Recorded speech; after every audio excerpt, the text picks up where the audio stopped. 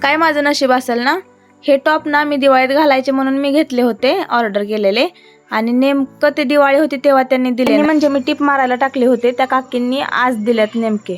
चला शेवटच्या दिवशी तरी घालाय मिळालं असं म्हणून स्वतःच मनातल्या मनात खुश. चहासोबत फराळ करून घेतले. आता काय सगळ्यांच्या घरात नाश्त्याला फराळच आहे.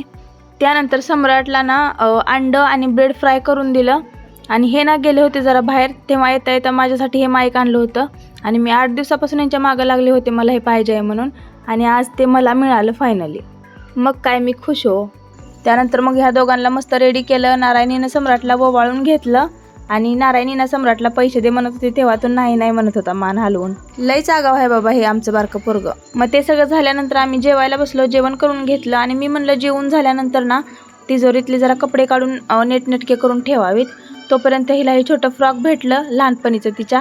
मग काय घाल घाल म्हणून हट्टच करून बसली होती. ज्यावेळेस घालायचं होतं त्यावेळेस काय घातलं नाही, पण आत्ता काढायचं नावच घेत नव्हती. आणि खरंच तिला लई छान दिसत होतं, लईच क्यूट दिसत होती ती त्याच्यात.